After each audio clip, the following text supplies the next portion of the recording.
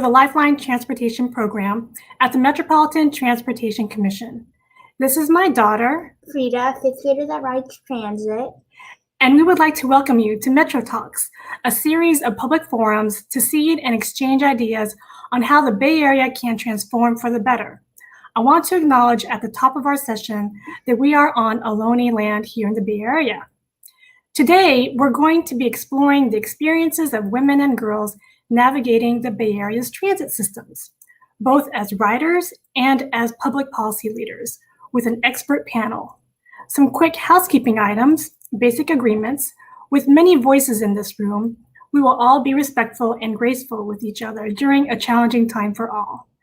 Audience members will be able to ask questions via poll everywhere throughout the session, with questions answered in the second half.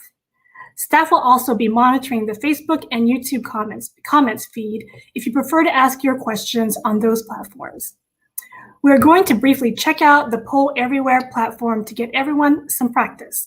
So please open up your web browser to pollev.com/MTCABAG302. Or you can text MTCABAG302 to 22333. That's 22333 to join. Here, we're going to do a few warm-up icebreakers to find out who's in the room today. Question 1, which county do you live in? A for Alameda, B for Contra Costa, etc. 2, let's see.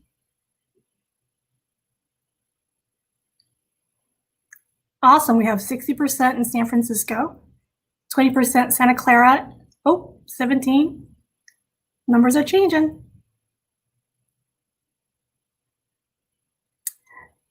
Looks like we have a good mix of people. Question 2, what is your gender identity?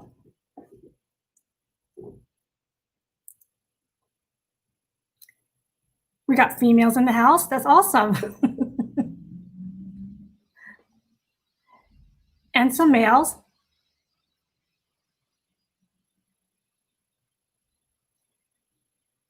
Great. And what is your age?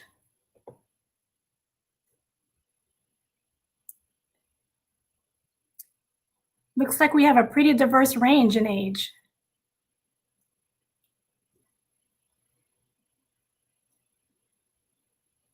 With majority, question 4, what is the safest way for you to get around the Bay Area?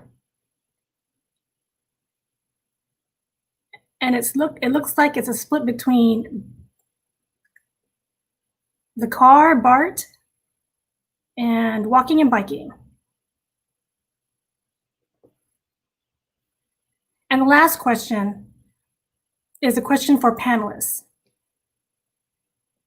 to share your questions and upvote entries that you think are the most important.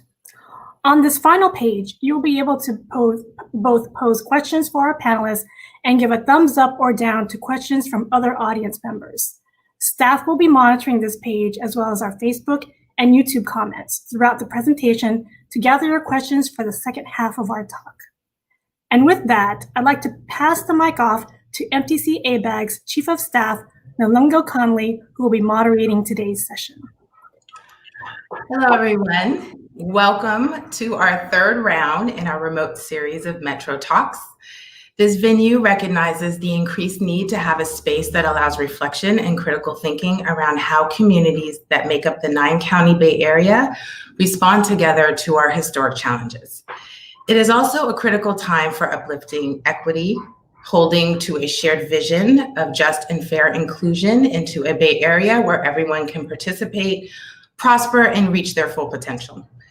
At a time when many Bay Area communities are making tough decisions on program cuts, service reductions, hiring freezes, and maintenance deferrals, it is all the more critical that we lift up equity, bringing in the voices of those historically left out of the decision-making conversations so that we don't simply return to how things were before shelter in place began an unbelievable 199 days ago.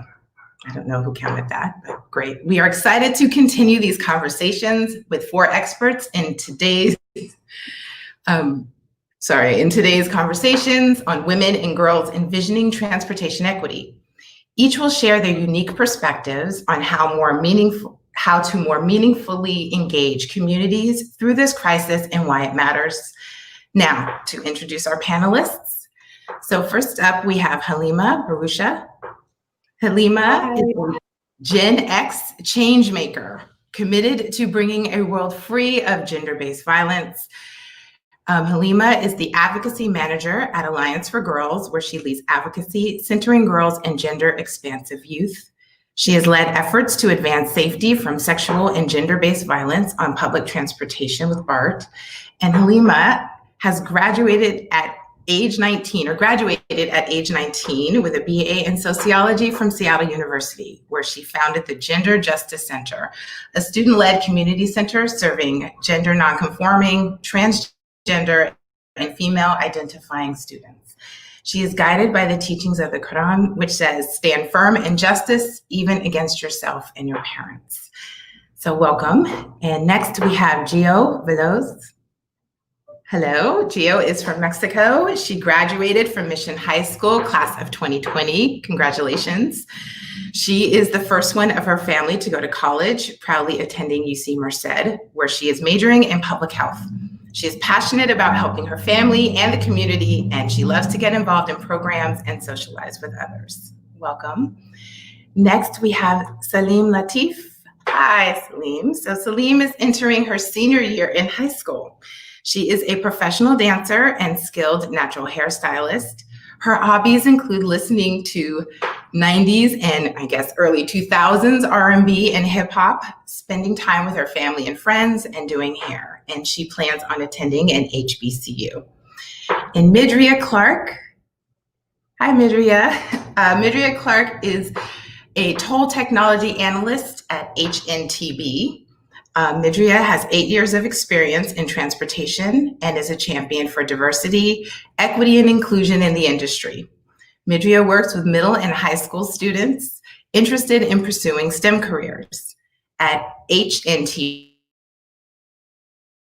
Midria works on tolling projects and also supports local small and disadvantaged business enterprise firms in building the infrastructure for a better Bay Area. Midria serves on the Task Force for Diversity, Social, and Racial Inclusion for the International Bridge, Tunnel, and Turnpike Association, and is an active member of the WTS, Women in Transportation, San Francisco Bay Area chapter. Midria has a bachelor's degree in print journalism from the University of Connecticut and a master's degree in television journalism from the University of California at Berkeley. So welcome, panelists. Just a quick reminder before we get started, however, audience members will use Poll Everywhere for questions. And Judith, I'm sure with Frida, will curate those questions for the panel when we get to that section. And I will do my very best to maintain a safe container for sharing thoughts and ideas as we get started. So the first question that I have here is for everyone, all the panelists. I guess, how has the transit experience changed since COVID-19 hit? And within that framework, how do you think we can make transit more equitable for women, girls, transgender, and gender non-conforming people in this new COVID-19 context? I can start. Thank you again for having us. It's really exciting to be here with MTC for this really critical conversation. There's a number of ways I think the experience with public transportation has changed since COVID-19, but in particular, I wanted to highlight some of the things that came out of our Alliance for Girls survey that Gio, who's with us today, was the youth researcher on. So in March of 2020, we launched a survey to identify the unique needs of girls and gender expansive youth across California. And one of the key things that came out was that 11.35% said they needed access to transportation. And some of them also shared that they were happy to not have to take transportation to go to school and not have to go through that experience of experiencing harassment, of having to think through the amount of stress that it takes to figure out, okay, how am I gonna get to point A to point B, and kind of experience and be from the kind of sexual harassment that folks typically tend to unfortunately witness. So those were two things that we noticed. And then the second data point that I wanted to highlight was that 27.58% shared that they were asked to take on additional caregiving responsibilities, such as watching their siblings, taking care of family members, doing groceries. And so that means that the responsibility of going out to buy groceries and doing those errands falls disproportionately on women, girls, and transgender and gender non-conforming people. So I think those are some of the ways that we might see some changes in terms of the experience for public transportation. And I think another thing to just keep in mind when we think about equity and how we can make transit more equitable in this new COVID-19 context is two pieces. So one is the mobility challenge, really thinking about what does access mean, because even before COVID-19, there's been many challenges around equity and access to transportation, and those are only getting worse and exacerbated with this crisis. So that's the one thing. And then the second thing is thinking about public health and safety from that perspective. What it means for folks who have to take public transportation, who are our most essential workers, who are most impacted, right, but may not have access to all the protective materials that they might need, such as masks or sanitation, and making sure that transit agencies are providing and closing these gaps as much as possible. I'd like to add that for me, the most drastic change has been simply the fact that people aren't using transit anymore as much as they used to. For one of our clients, I look at daily traffic and transit data. And for this agency, the bus ridership has gone down by a little over 75% since the March mandate for shelter in place. And I believe that agencies across the country are experiencing loss of ridership at similar levels. And so, what I would say is that this loss of ridership has ripple effects on service levels, on employment levels, and loss of revenue for the agency itself, which can affect our society in many ways. Personally, this is happening because people aren't commuting to work and aren't commuting to school, and we know this. And when people do commute, they decide to drive, taking away from transit once again. Last week, I actually, for the first time since March, went to work, and I decided to try BART, and it was an interesting experience. I was the only parked car in the parking lot besides one other car, and I think that car belonged to the station agent.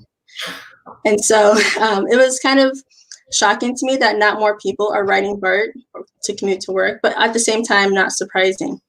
To address equity, I think that just the fact that people aren't using BART and the parking lots are empty, I think in the evening it can be kind of scary for people because being in an empty parking lot as a woman would not feel safe. And so I think that as we move forward, if things stay the same, we need to think about those situations for the people who actually are using transit and make it a safe environment for them. Thank you. For me, since COVID, I've seen more people riding bikes and walking places, but recently with more businesses and stores opening up, I've noticed more people taking the bus and the metro again. And I feel that women tend to be more cautious and opposed to public transportation because of the risk of being exposed to physical and sexual harm. And I feel that this is a really unsettling norm that we have in society where women have to stay away from certain things to protect themselves. I feel that we need more female employees working for transit agencies because they have more of an understanding for what female passengers are feeling, and I feel that they would be better at noticing red flags. For me, also as well, I see more people riding bikes or walking, and I see less kids in the streets or in the public transportation. So similar like Salam just mentioned, I would feel more safe for addressing to have more women in the workplace, to also help out to see harassment is happening and to address it. Okay, well, and to sort of keep on that point in terms of more women in transportation and represented both, in the job sector, but also in the policy and planning sphere. For Halima, so much of what drives the public policy discussions today is data-driven.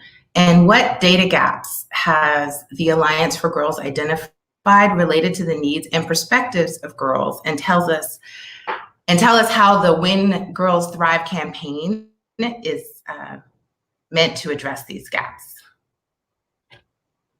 Yeah, so I just to start, I think the catch-22 that many advocates like myself have faced is, there's a gap in data, and when we advocate for the gap to be closed, we're asked for data to prove that the issue is relevant and that it's relevant enough that a government agency should put funding to actually investigate. So I think that's usually the challenge that we're struggling with, United Alliance for Girls. We know that these issues are real. We know that our girls and gender expansive youth are having these experiences, and there's a gap in data. So there's kind of these two pieces that we have to juggle when we're advocating to close these gaps. And so when we talk about closing these gaps and the work that we can all do to work towards this, I'll start with talking about the When Girls Thrive campaign, and this is part of the Alliance for Girls COVID-19 response. It was launched in March of 2020 with our youth researchers, and like I said, Gio's been on our youth researchers team for a while now, and really helped develop this survey that went out, and we've had over 1,000 responses from all over California from young people sharing what their needs were. And this campaign is really meant for us to, one, identify what the unique needs are of girls and gender expansive youth during COVID-19. Something as simple as, identifying period products were a need that were really highlighted in this survey, and many students who are accessing these through their schools were no longer able to, right? That's something simple, but it gets overlooked in the grand scheme of things. And then the second piece of this campaign is responding and closing those gaps. And so when we talk about how we can do this, one of the key things that I want to bring up to transit agencies and to folks who are working in the transit sector is really thinking about funding and making sure that there is actually a dedicated effort towards closing gaps and towards identifying where the key issues are at. And one of the best ways to do this is through youth participatory action research, right? When we're able to bring in young people, hire them and train them as youth researchers and have them lead and develop some of the data collection and methodologies. This model is youth-centered, it's community-centered, and it allows us to get to understanding the core of what the issues are. For public transportation agencies, one of the things that we know for sure is that sexual harassment and gender-based violence are real, they are widespread, and this is a long-known issue. What we don't know is the specific details, right? We don't know which incidents are most common, where they're happening, what time they're happening. There's data that's generally provided, but there aren't data specific to each transit agency. And this is the kind of information that transportation agencies need to ask in their rider surveys so that we can start closing these gaps. Thank you. And so, Halima, one of the things you mentioned was the gender-based violence, and I'd like to just sort of follow that thread a little bit. And I think for Salam and Gio, what are some suggestions that you have for transit agencies on addressing sexual harassment on public transit? Well, I can start. I feel that transit agencies, they could learn something from college campuses and could implement something like call polls, and then for buses, something like the request cord or a button that's accessible. And then this way, women can notify the drivers or the workers nearby that they're in danger. And I feel like it's a safer, more controlled way to notify than, screaming or trying to get someone's attention. And it might lead to that woman feeling safer and not, being harmed more than she already is in the situation. And what about for you, Gio? I'm sorry, can you repeat that again? Sure. It was, what are some suggestions that you might have for transit agencies on addressing sexual harassment on public transit? So I would recommend to just like stay alert, because you never know when it's happening, like some sexual harassment, or if it's affecting another person, for example. So I feel like I don't want to take their job too strong or too heavy, but as long as they're aware of things and helping address it as soon as they see it, I would feel like that's the best. Thank you. So one of the things that's been highlighted, I think, is women and that representation in transit agencies, both as policy and also in the workforce. So Midria, this question is for you. If you were an employer seeking to bring in more women, what would you do differently? And what can women do to get themselves in front of employers? That is a great question. I think if I was an employer, my number one strategy would be to focus on recruiting and recruiting strategies. To me, it's a numbers game, and the more women who apply for a position, the more likely a woman will be hired for that position. And so it's critical to get as many applicants as possible for positions. And to do that, I think that the number one recruitment strategy is to meet women where they are. In the transportation industry, there are organizations like WTS International and Society of Women Engineers that I would encourage all employers to get involved with. Both of these organizations have college chapters, in case they were looking for entry-level applicants. And they also have spots on their website where they can post positions. But even more important than that, I would get engaged in these organizations, go to events, go to workshops, and participate on committees, because through networking, it's the best way to find the great candidates for the positions you're looking for. And the more people you network with, the more likely you'll have to have more applicants for these jobs. I would also encourage thinking outside the box for employees. Again, with meeting women where they are, we understand that women do have disproportionate burden on them to take care of childcare duties or participate in school committees like the PTA. And so one suggestion I would have is for an employer to attend a PTA meeting and give a presentation on the firm. And in this way, you would actually be providing education to people about the firm, and even to students who attend. It could encourage girls to get interested in engineering.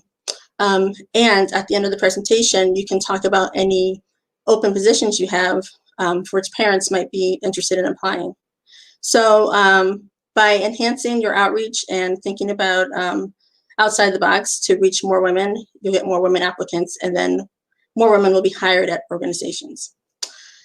Now, at the same time, women need to think that even though employers are looking to hire more women, it doesn't mean that they're going to be knocking on everyone's door or hitting up everyone's inbox, I would say, in this current environment. And so that means it's on us to put ourselves out there and make ourselves known to these organizations that we want to work for. To do that, and to get in front of employers, I would encourage women to expand their networks, especially use LinkedIn as a great tool to expand your network, connect with your old college buddies or your current colleagues and people that they know. You might find someone who has your dream job, and so connecting with them and setting up informational interviews is a good way to get in front of people. Also, connect with people who work at firms that you'd like to work at, and again, set up informational interviews.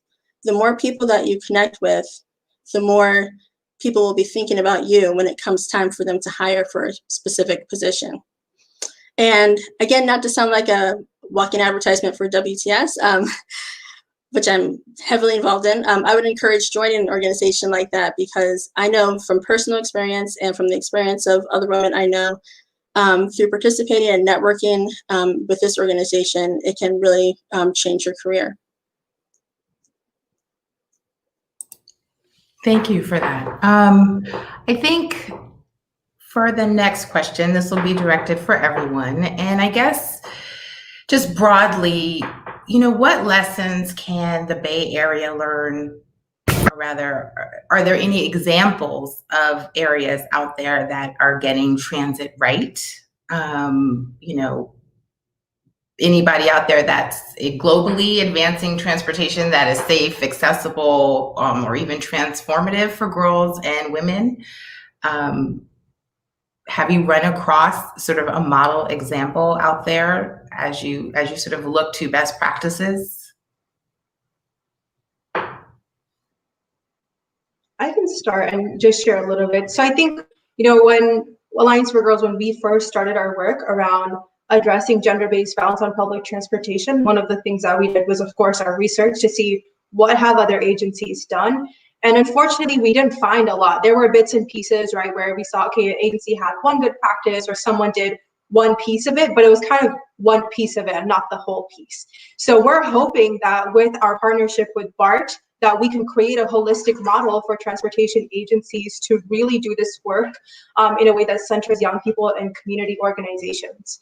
And just to share a little bit about our process, the first thing that we did was youth research. And so in August of 2019, we released the Togetherness report, which outlined key experiences of girls of color across the Bay Area. And of course, safety on public transportation was a huge issue that came up.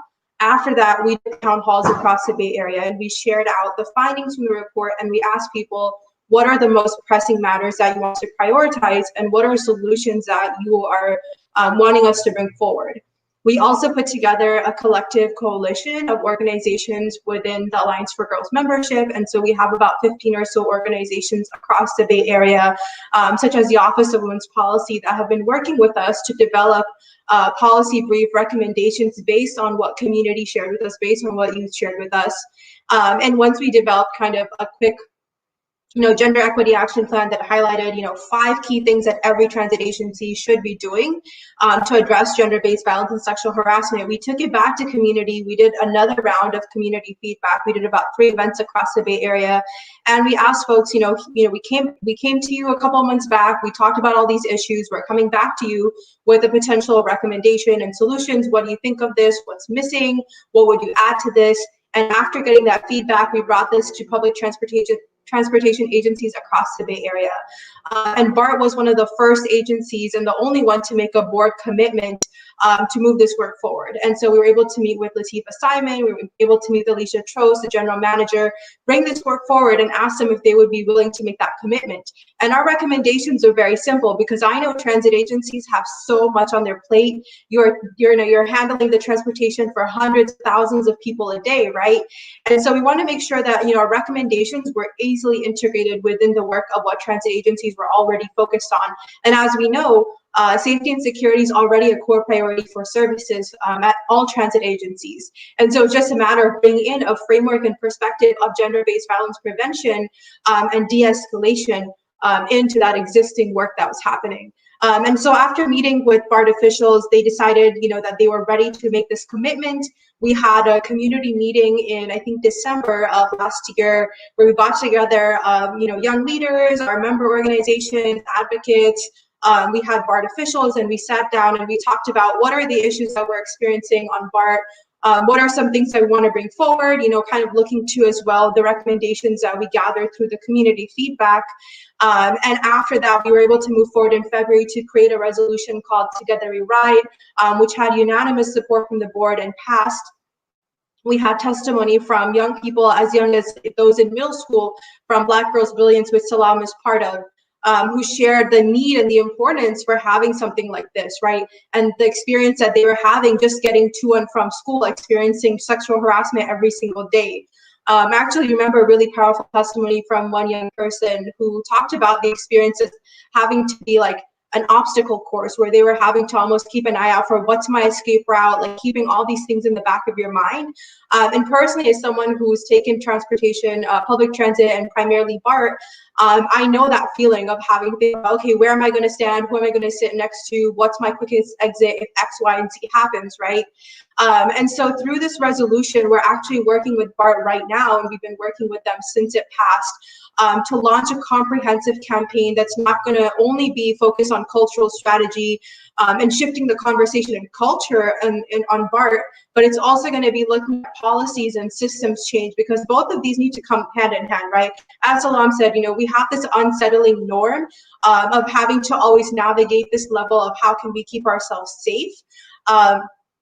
And it's something that needs to change, and it's a cultural piece. So we've been able to partner with Betty Ono, who's been doing cultural strategy and artwork for this campaign.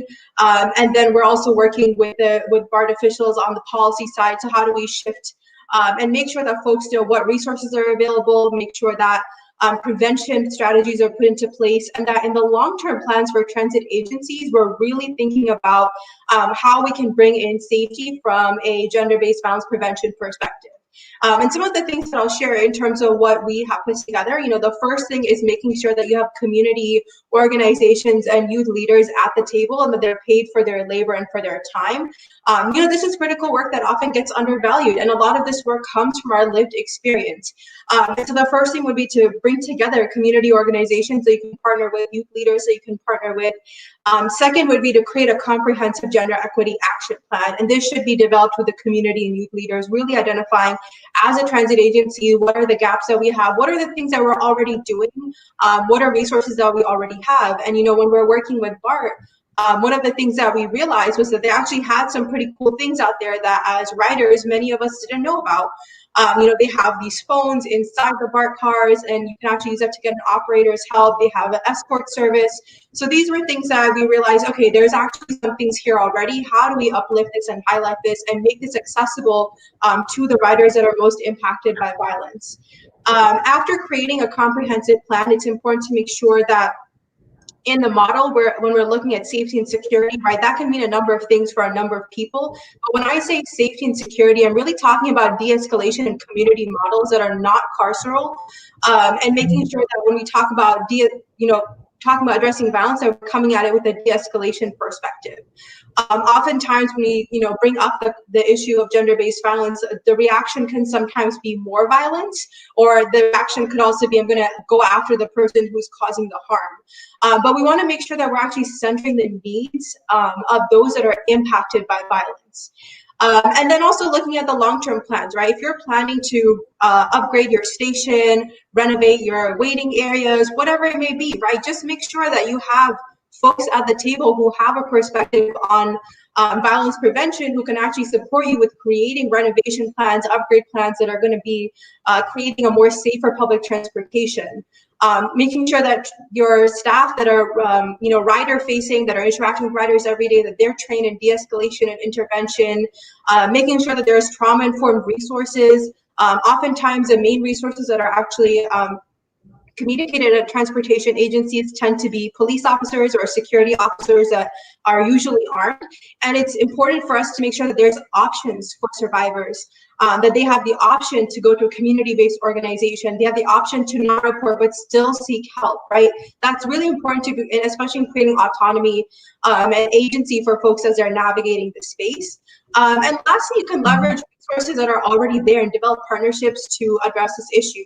This is a topic, we talk about gender-based violence, sexual harassment is something that is unfortunately so widely happening, and it's impacting so many communities that there's actually a lot of other people too who care about this. So one of the conversations pre-COVID that I was having was with folks in the Oakland business district, and they actually had hired, folks who were kind of doing street sweeping and stuff like that in certain blocks of the city.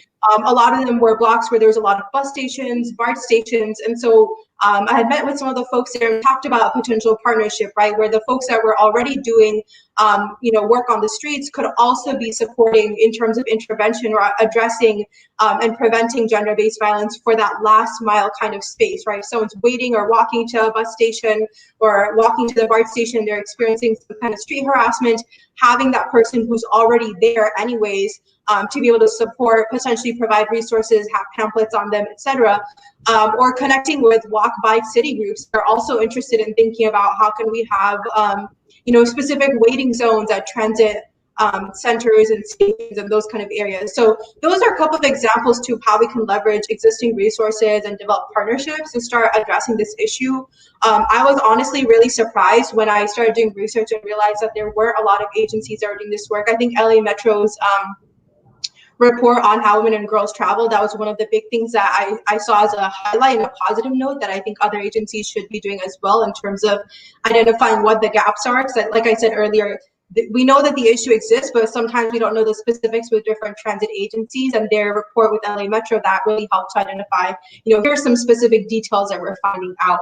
And it's absolutely critical, that Haley, I just, not to interrupt, but I wanted to follow something that you said about lived experiences and really relying on those who actually use the service to get their input, to make those suggestions, to impact policy changes. And, you did highlight that Geo, and I think you might have said Salam, have done some advocacy work, or they've been involved with, a lot of this work that you've done in terms of outreach to transit agencies, collecting data, sort of running these reports and then presenting them. And so I was just curious as to what, for Salam and Geo, what brought you to transit as sort of a focus for your advocacy work?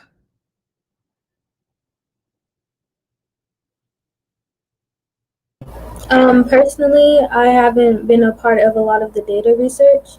I was brought on to talk about more as like a Black girl, my perspective and how I feel about that part. I feel that Geo could give you more data than I could, so I pass it on to Geo for that question. Personally, for me as well, I don't think I have much data to talk about, but I feel like on my perspective and my experience, sorry. It's okay. From my experience, I feel like I wanted to be more involved in and make a change because I remember a while ago I was in public transportation. It was really full, and when it gets really crowded, I just like find a seat to like be there. And then there was this situation like this guy was like really close to me, and it was really uncomfortable. And I couldn't imagine somebody else going through the similar experience as me, or even younger than me. And what I really liked about that was that this lady that was sitting next to me, she noticed and she spoke about it, and she switched seats with me, which was like something powerful in her part because we're women and we're here to help each other. But I feel like that type of thing shouldn't be happening. So yeah, I feel like more personal experience, it shouldn't happen. And so, Salam, less on data, but more on your own experience. I mean, I grew up in the Bay Area as a young woman, transit dependent, and I had no clue as to sort of that there were folks who did transportation policies. So I was just curious sort of what led you to become involved and speak on this and lead you to try and move the needle. So Halima actually inspired me to want to be a part of this talk. And me, myself, I was raised in Oakland when I was younger. So most of my transit experiences have been in LA. So I have taken the bus here and there. And even though I would never go by myself because I'm just the type of person that I just don't feel comfortable doing that, even with a friend, I found it very uncomfortable and just felt that everyone was really trying to get close to us and near us. And I just, the disregard of women, especially Black women in today's society, it really disgusts me and makes me uncomfortable. I feel like we're very hypersexualized, especially as young girls. And for me, that's something that I'd like to see change in the Black community and just in society, everybody's aspect in general. So being a part of things like this and doing work with Black Girls Brilliance makes me feel like I'm helping us get one step closer to help protect not only Black girls and women, but all women in general. And like Gio was saying about her experience, that in a way inspired me as well, because knowing that people so close to you and people that you're working with have gone through all these things, it makes you want to speak about it even more and help them lift their voices as much as your own. So that really inspired me to want to do this. Thank you. And I guess the next question is for Midria. As a woman who is in the transportation field, what brought you to it? And what is that experience like? Because we're not widely represented. And so even though there's the push, right, to do STEM, to bring folks in, Halima is working the advocacy, from the advocacy standpoint in terms of getting women and girls their voices heard to transform policy. I mean, there still seems to be some barriers there to inclusion. So I'm just curious as to what brought you to the field and what have been your experiences so far? Well, I'll start by saying I was in marketing until just last year. And I started, I'd been in the AEC industry and worked on marketing for transportation projects, but last year I decided I wanted to be the change that I wanted to see. I have spent a long time working through organizations like WTS and Girls Inc. to educate young girls about the transportation industry and about STEM careers that they can have. But then I felt like I needed to do more than just advocate for it, but actually be a practitioner, be an active part in the transportation industry. And so that is what brought me to the tolling sector and to this new career of mine.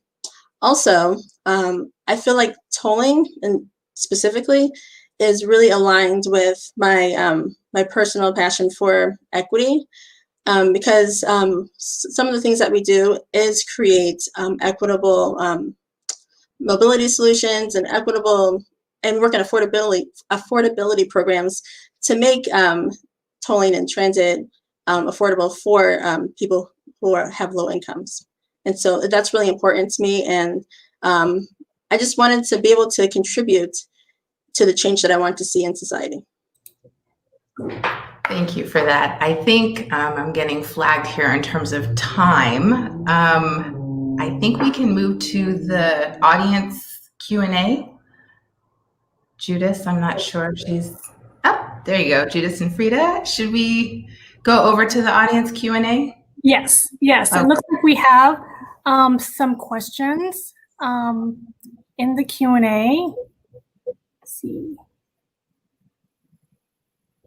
Here's a question. Should the Bay Area or specific transit agencies in the region undertake a study similar to the one LA Metro conducted Understanding How Women Travel study?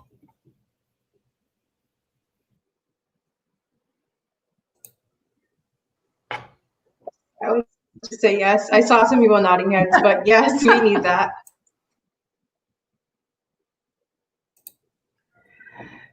So, and I believe there are some other questions from the audience.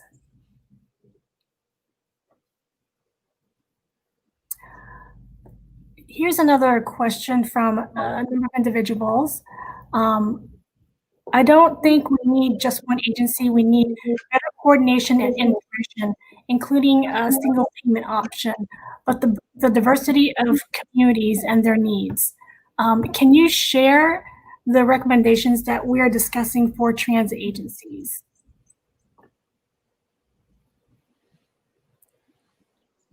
Yes, I can definitely share them. We might have them up on our Alliance for Girls website, but if we don't, you can reach me at halima@allianceforgirls.org, and I'm happy to share our policy. Yeah, I think we have some other questions. Is there an easy way to learn about career opportunities in transit, like a non-agency specific career fair, just to learn about what jobs exist and what education is required? Perhaps Madria, would you like to take that question? Yes, I think that really goes back to reaching out to your networks, because you have to ask. It's good to be curious and to ask people questions. People are always willing to talk to you about their careers, especially engineers. So I would encourage you to do that. And also, again, join an organization like WTS and or a Society of Women Engineers.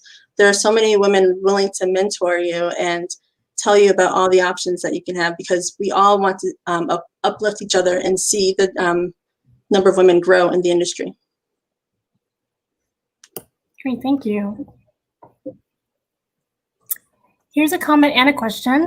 I commute by bike in San Francisco, and my fellow bike commuters are mostly male. How can biking/bike sharing, scooter sharing, etc., be improved to increase access use by women?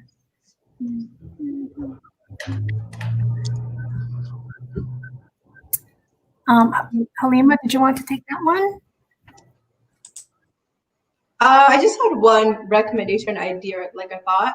I use the Lime scooter and the Bird scooter a lot, just for the last mile kind of distance. And one of the things that usually the scooters do is they charge you like a starting fee of $1, and then it's like something cents per minute or something like that.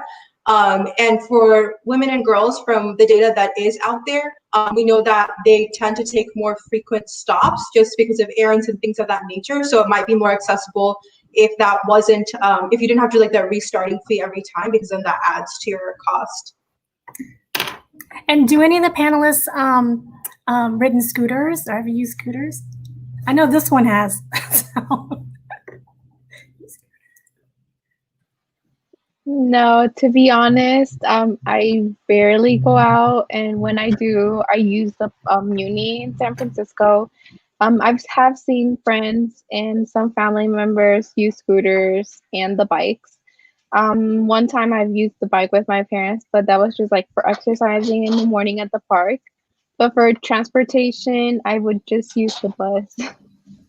Okay, next question. Thank you. How can cities get funding to ensure that bus shelters stops are well lit and other basic physical measures that can help make women and everyone feel safer?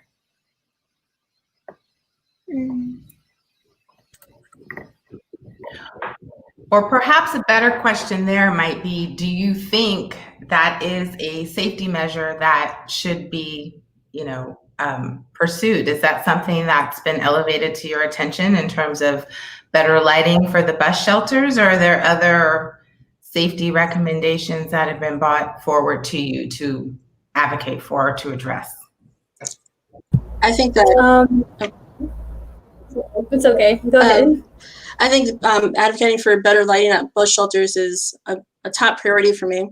Actually, I have a personal story about that. I used to when I did take BART from the city, I would go take BART to El Cerrito Plaza and then take the bus from there. And the bus stop at El Cerrito Plaza to get me home, it was just so dark. And fortunately, due to the renovations that they've done there, they've now moved the bus stop to a more wide open area that's better lit. And it's funny because our company was working on that, and I actually asked one of the people working on the project at BART about this specific station, and then months later, the solution was there for me. So I was happy to see that. But I'm just hoping that these dimly lit stops are eliminated everywhere, because I felt really unsafe every time I took BART to that station and had to wait for the bus for like 20 minutes to come. I mean, even one day I actually decided to walk home because I thought it'd be quicker for me to walk than to take the bus. And I actually got hit by a car in the crosswalk because it was so dimly lit at that intersection. So I just think that lighting across the board, whether at bus stations or just street lights, just need to be improved.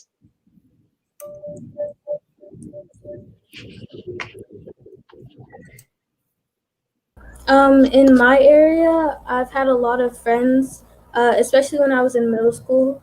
It's Pomona, I'm more of LA County area, so they would always tell me about how they had to carry like mini knives and tasers and things like that, because in the Pomona area it's really dark.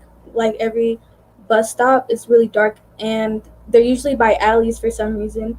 And in Pomona, a lot of people take the bus, and especially at night, and there's like a lot of shady figures in certain areas, I would say.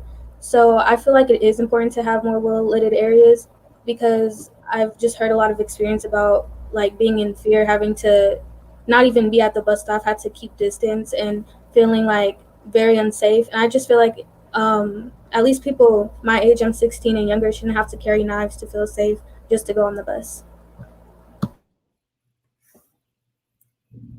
Thank you, Salam and Midria, for sharing your stories.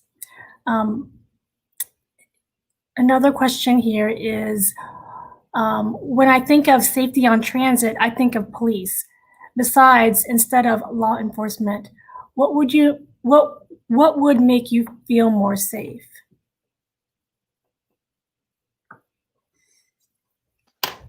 I could go first. Personally, I feel like, yeah, many people would think law enforcement or police, but in other cases, it can make certain people uncomfortable for other reasons. Um, and I don't want to bring race into this, but it is a part of this. And youth that may think like poorly about other jobs, they might feel like, I don't know, threatened or something. Probably safe, but like it depends on how each youth sees it. But personally, I would feel safe, and yeah.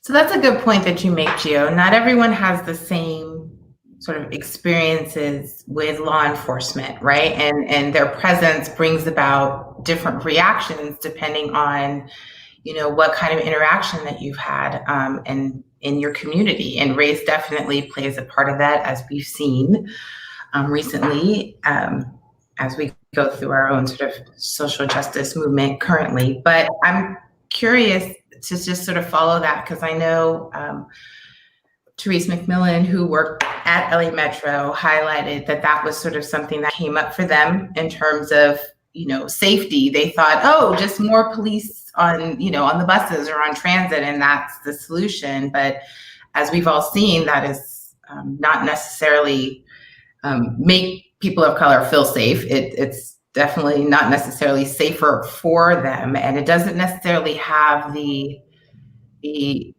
impact, the desired impact, right? And so, I guess, Halima, for you, sort of in the advocacy work that you've been, Yeah, how does that? I would love to answer that question. That's just something that I've thought through a lot about and have many discussions about with community members, and the alternative. And I think right now, especially, we're in a moment where we are pushing towards the defunding and abolishing the police, and we're pushing towards unarming and demilitarization. And for some folks, they might feel safe around police, but to be real, for communities of color, especially for Black people, if we want to be equitable, if we want to be effective, if we want to create a true sense of safety, we have to disinvest from that model and really think about how a community presence and community intervention through de-escalation can be utilized instead. And one of the ways that BART has moved towards this is by bringing in unarmed ambassadors who wear regular uniform and are able to support and intervene in situations without having a gun on them or without having weapons on them. And many studies show that intervention from police officers can actually increase violence, because automatically you brought a weapon into the situation.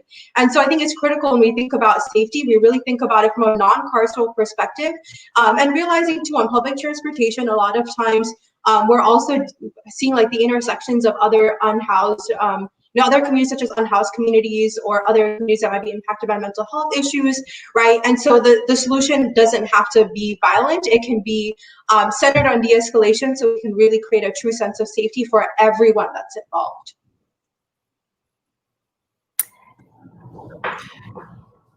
Thank you for that. I think we have time for maybe one more question. What is your advice for men riding transit and how to be an ally to female riders?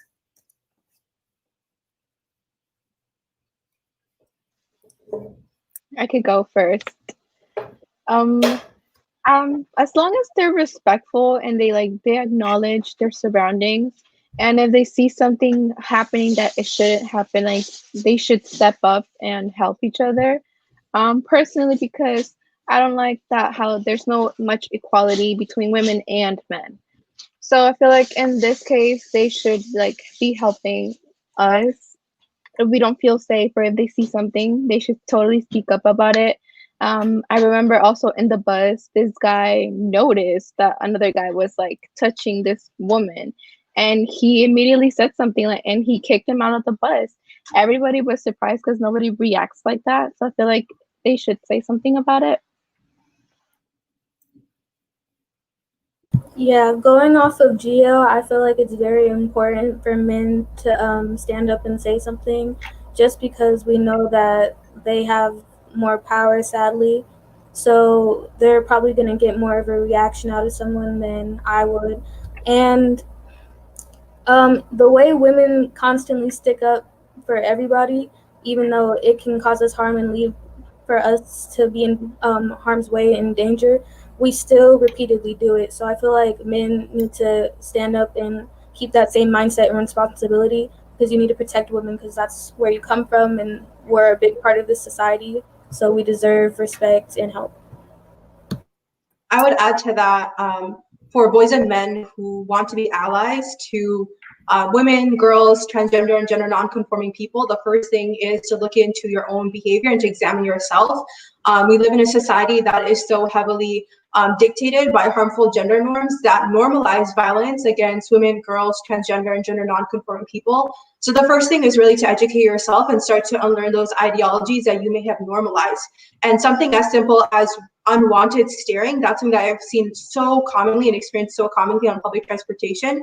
It may not be explicit or direct violence, but it's extremely uncomfortable. And those are small things that you can notice within yourself and others and stop. And then secondly, as Gio and Salam said, really thinking about intervention and what that looks like, and keeping your eye out for it. Don't just stay on your phone with your headphones on and not notice what's going on in your surroundings, but actually be aware and understand that you're going into a space where violence is happening and that you have a responsibility to intervene safely and without adding to the violence.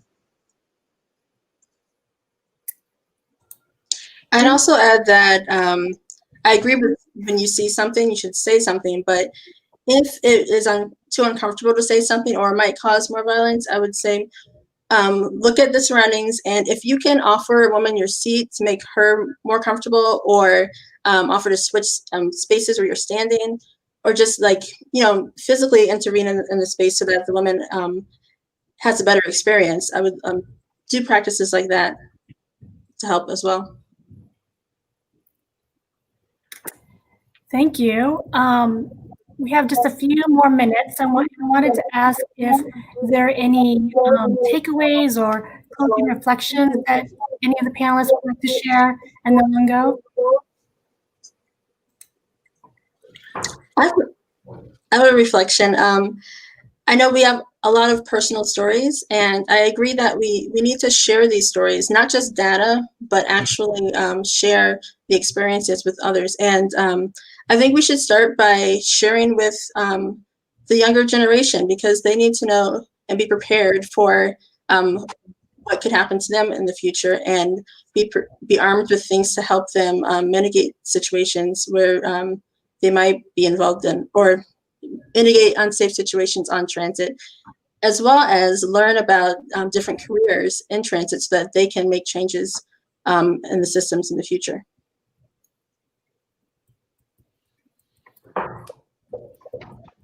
I could go next.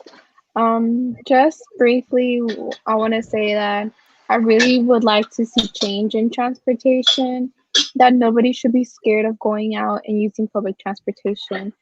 We all should feel safe and comfortable, and I'm calling on all public transit riders to step up and intervene if you see harassment, and we all need to look out for each other.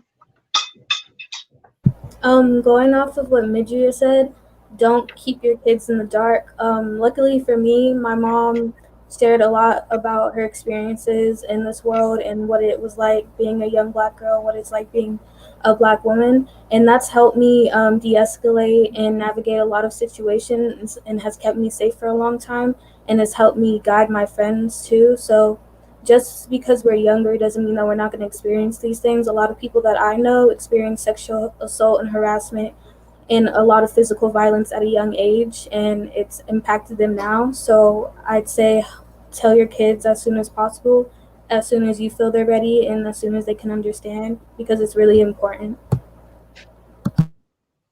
And I'll close out by sharing that it's high time that we put the needs of girls and gender expansive youth at the center and address our sexual violence epidemic. According to the Youth Transportation Justice Report by One Day at a Time youth researchers, due to safety issues on public transportation, students did not make it to school, go shopping, find a job, keep a job, or make it to medical appointments. that is something that should be alarming for all of us. Girls and gender expansive youth movements are often inhibited due to the lack of safety or fear of sexual harassment. And it's 2020, right? Like, these are issues we've known for so long, and the fact that we're still here is a warning sign for all of us. For transit agencies, please, please, please center the needs of girls and gender expansive youth.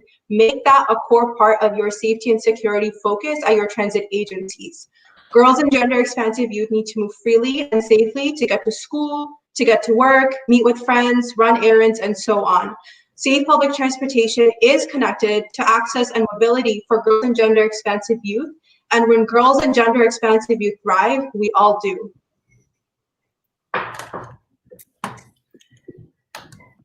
Thank you for that. Before I turn it over to Judith, just to do the closing announcements, I just wanted to say thank you for all of our panelists. I think it's just really important to share these experiences. I think, as just highlighted by this last conversation, as a young woman growing up in the Bay Area who was transit dependent, I wish someone had sort of shared these experiences with me to better prepare me. It's very challenging to be young, transit dependent, and have to be in these spaces and feel unsafe. And I wish someone had told me how to advocate for myself, for others, and then also how to affect change. And I think that it's really empowering to be here in this space and listen to these conversations and see that that's the work that you guys are engaging in, because I think it'll benefit young girls across the region. So thank you again for your time and for taking the time out of your schedule to talk to us about this subject. And Judith, I'll turn it over to you. Sure, and thank you, Nalongo. And thank you for joining us today's Metro Talk. A big thank you to our panelists for this thoughtful and provocative session. A recording of this session will be on MTC's YouTube and Facebook pages, so please hit that like button and subscribe to our pages to access the latest. We invite you to complete a brief survey linked below, letting us know how we can improve Metro Talks and make suggestions for future topics. Thank you. Thank you. Thank you, guys. Thank you. Thank you.